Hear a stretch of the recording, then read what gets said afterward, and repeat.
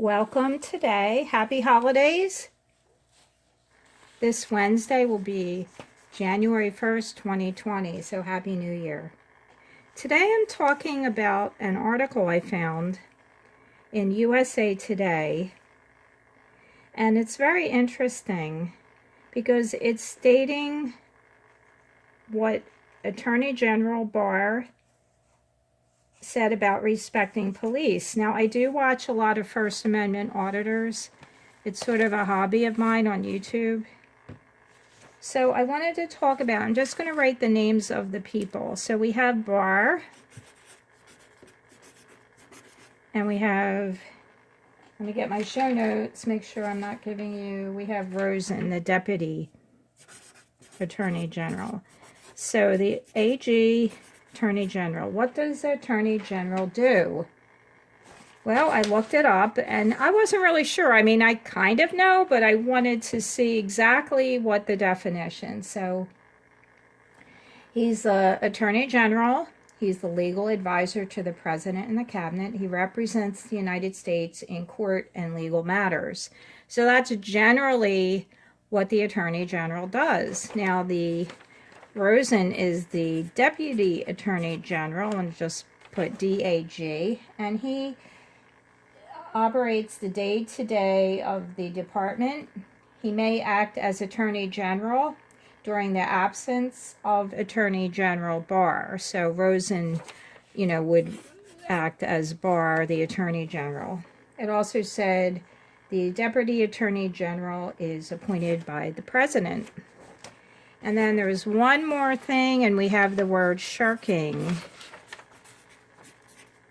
It's mentioned in this article, so I thought I would just define that word because it is a vocabulary word. Shirking means to avoid or neglect a duty or responsibility, or the other definition, be unwilling to do something difficult. All right, so I'm going to bring up my tablet.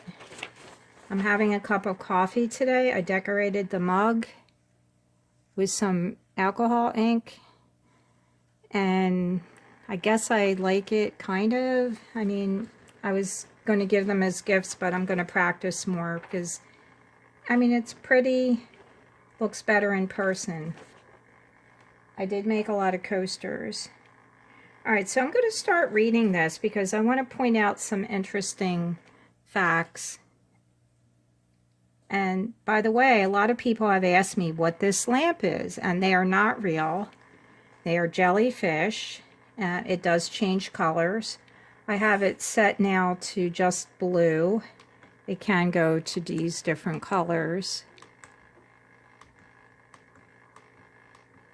So I like the blue. It's really relaxing. All right, so this article was written on, I'm going to go down to the bottom, on, I think, December 27th, I believe. But anyway, it was written by a professor,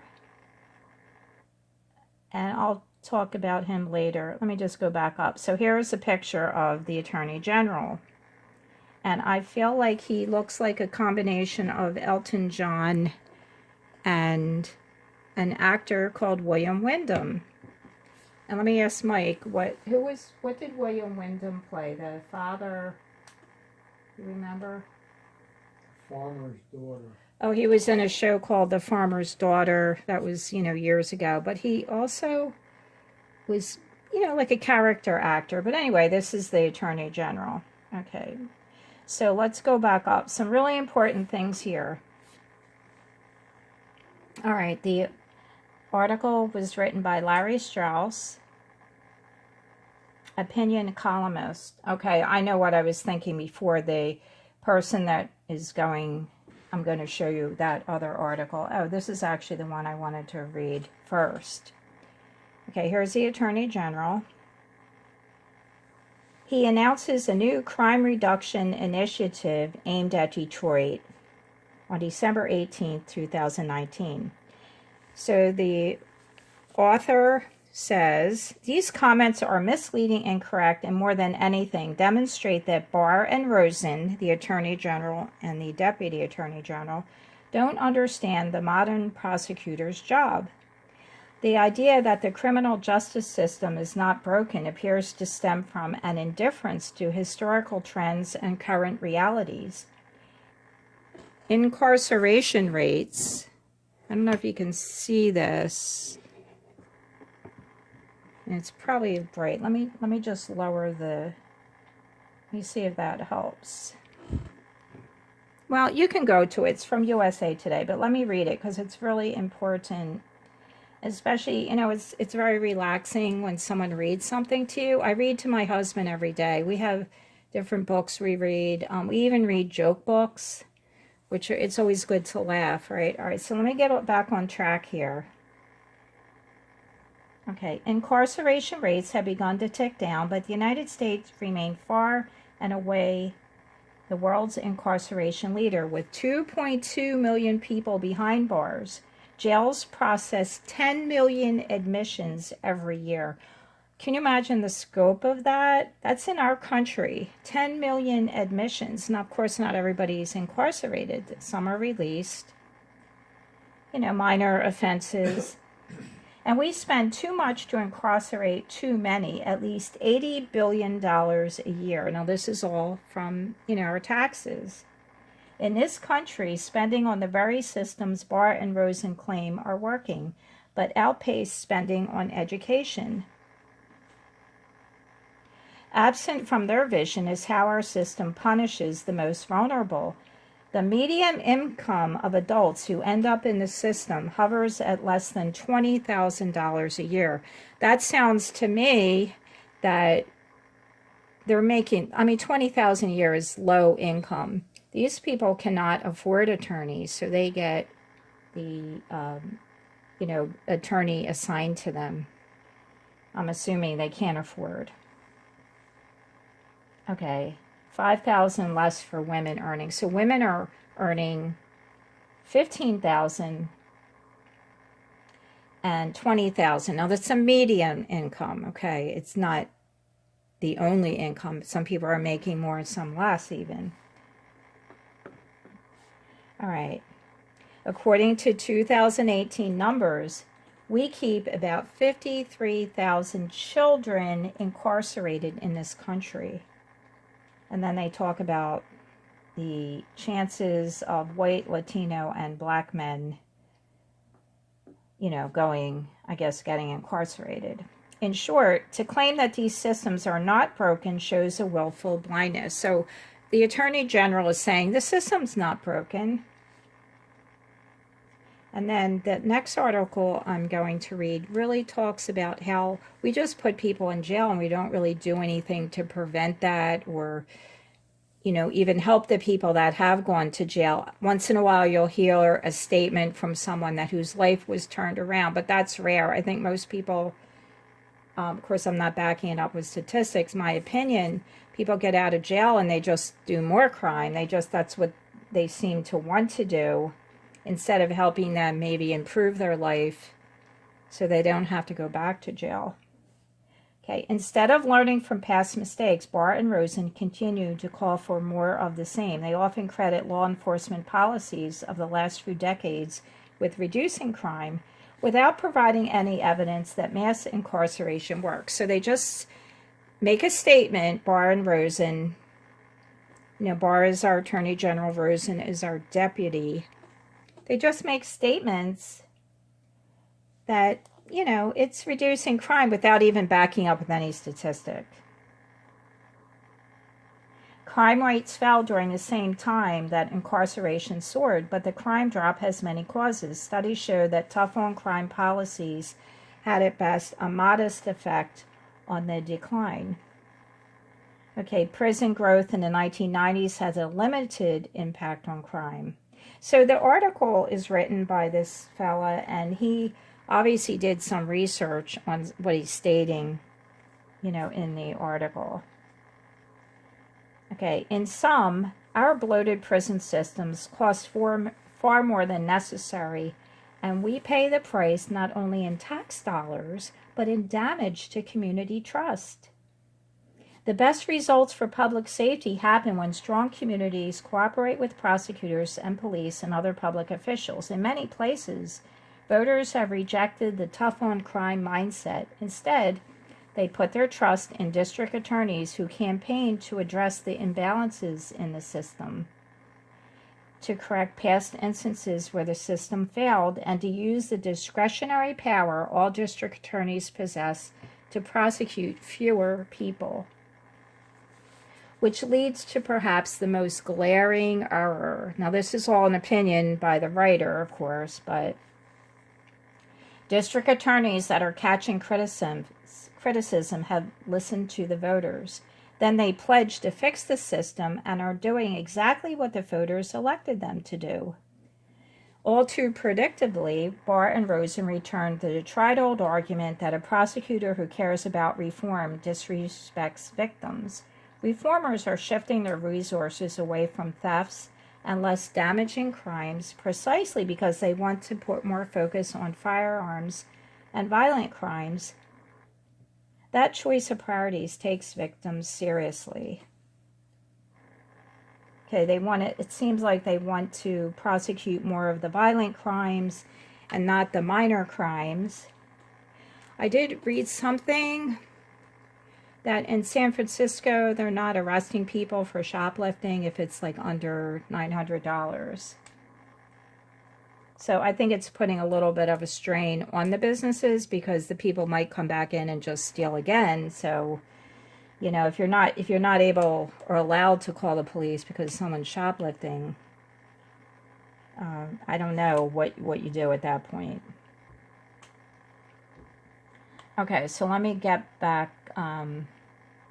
Okay, here we go. The person that wrote it, Ronald Wright, is a professor of criminal law at Wake Forest Law School and a former trial attorney with the Department of Justice. It says, the best prosecutors are problem solvers. Sounds like that is true. All right, so let me go to this article. Okay. AG Barr's nods to hypocrisy and fascism. Respect police or they might not protect you. This is the one I really want you to listen to if you can. I try not to make the videos too long because I know it's like, who has time to listen to half hour, you know. So AG, Attorney General.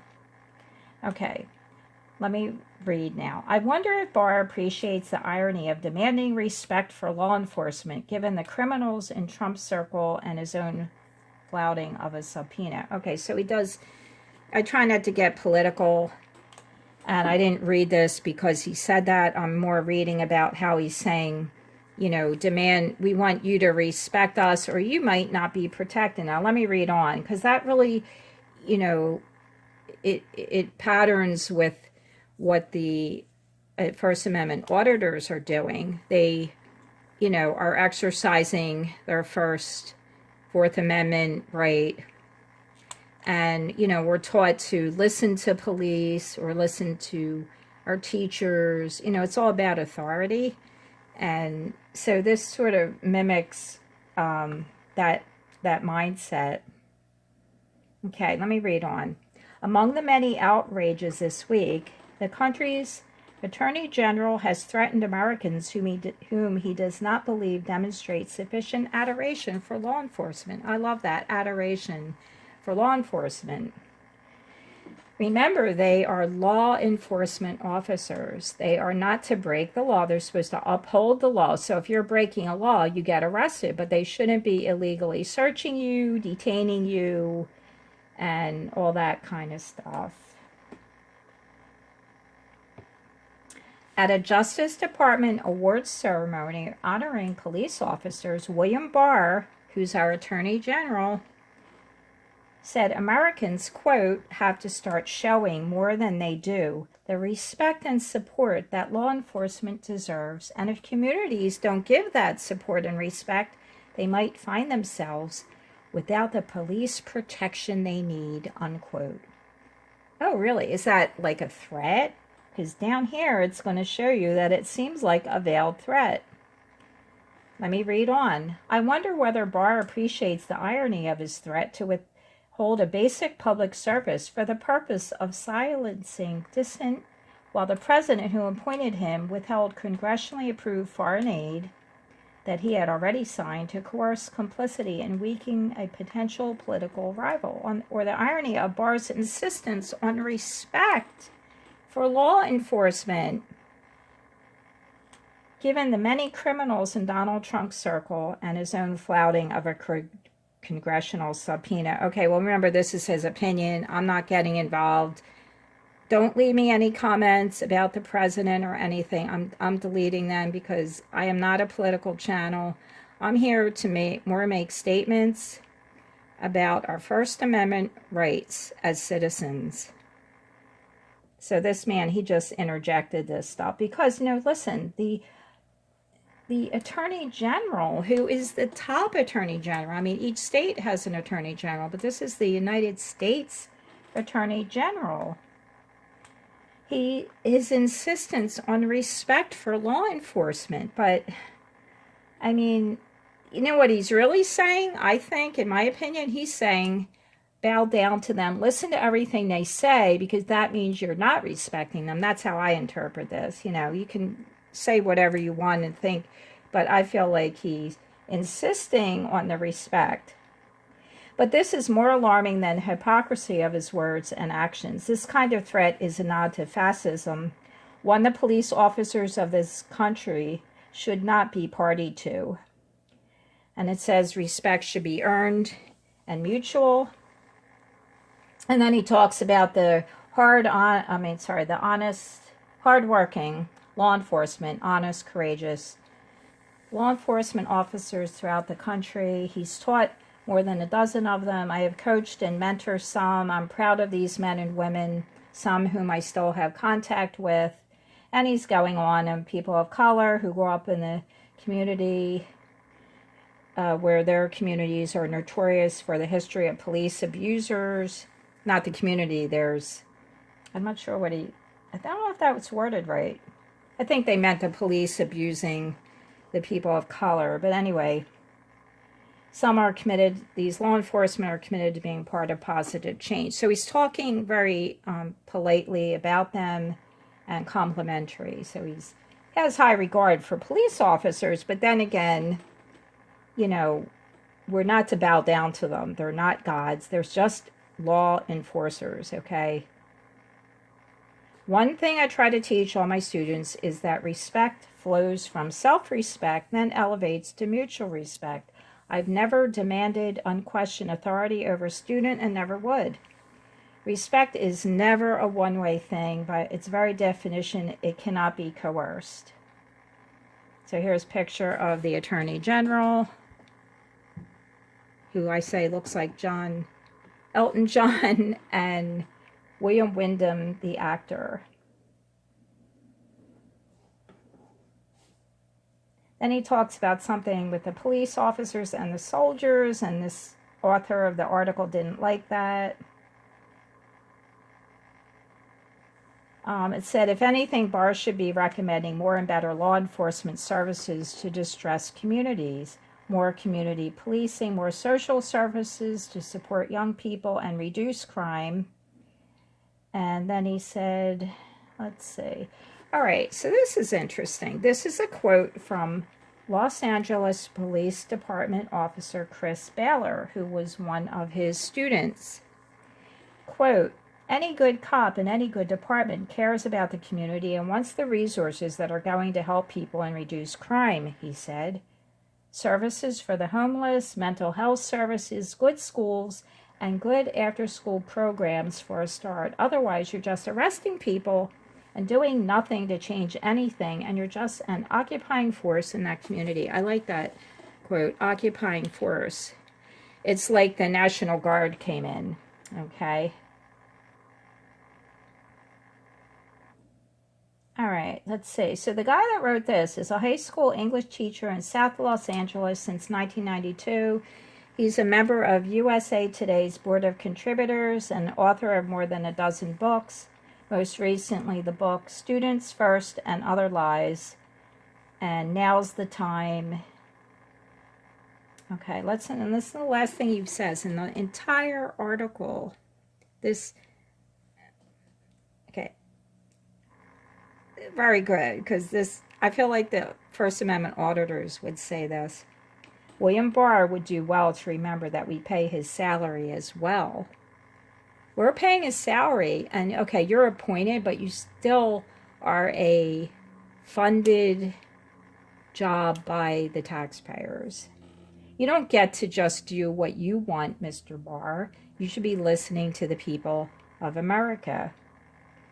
Okay, let me say something about there's a shameful past. I'm just reading some of the underlined words. It's really kind of a long article, and I wanted to get to the one where it's a veiled threat, because when he said, you may not get the protection of the police if you don't respect them. I'm like, what does that mean? That does sound like a threat. All right. The thing is, the police can't protect you, because in order to really protect you, they'd have to be by your side 24/7, all year round. That would be a real police protector. The police, they're not really even obligated to protect you. It wouldn't even be possible. I mean, even if they're in your community, they're only driving around. Like, I live in Philadelphia, so they're driving around. I haven't seen a police car drive down my street in a long time, so they're not really policing your community. I mean, they might be on the main roads, and I think they're just looking to issue tickets to get the money. They're not obligated to protect us. You need to protect yourself, and you need to be aware of your surroundings, as I said before. Please don't jog by yourself. Don't go to a park and jog by yourself. If you're a woman, even a man, you could be mugged. And another thing, ladies, don't put your handbag in the seat part of the shopping cart when you're at the shopping center. I mean, the supermarket. I see it all the time. It really makes me really upset, because anybody can reach in. Most of the time, these handbags are just sitting in the seat. That's where the child sits. It's not a handbag holder.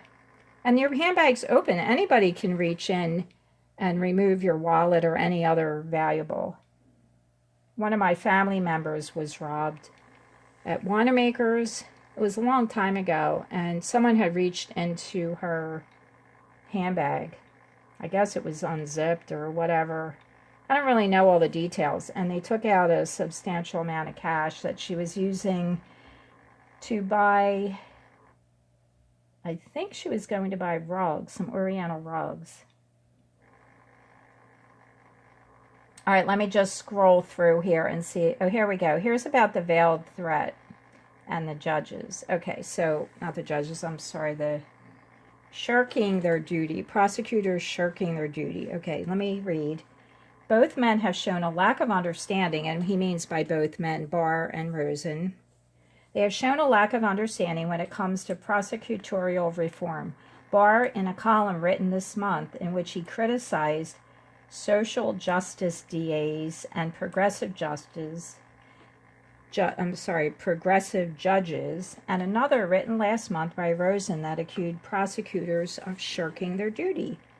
Their criticism hinges on the belief that the criminal justice system is not broken. Sensible law enforcement policies have reduced crime. Barr even made what sounded like a veiled threat stated during an awards ceremony. That's what I wanted to get back to, is just these words that, and I'm going to put this in my caption. If you don't respect cops, police might stop protecting you. U.S. Attorney General Barr. Veiled threat? It does sound like he wants everyone to bow down and just do what the cops say. If they come up to you and say, let me search your car, well, they're not allowed to just search it because they want to search. There has to be an excuse, and of course they can lie, and that's not right. So I'll probably make a video about my illegal stop in the suburbs, because it happened a few years ago before I knew everything that I know now. As you get older, you do get more wiser. So that's good. So I just wanted to show how the top law enforcement official of our country, I don't know if he was really considered law enforcement, but he's a lawyer, and this is what he thinks, that we're not respecting. What does that mean? You know, you can't really talk generally like that. You really have to be more specific. Not us, but him. So if you want to look at the article, I'll leave the link. It's in USA Today.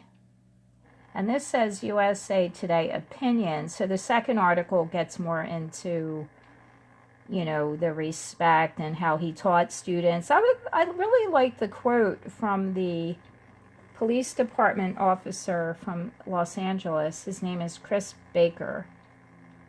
He has a very good opinion about how we need to maybe stop crime, and it's just summed up in a couple sentences. We need services for the homeless, good schools, good after-school programs. Otherwise, you just start arresting people and doing nothing to change anything, and you're just an occupying force in that community. Do we want an occupying force? I mean, it sounds like martial law. We don't want that. We want police officers to look for real crime, right? So let me write this down here. I'm going to move out my tablet a minute. We want police officers to look for real crime.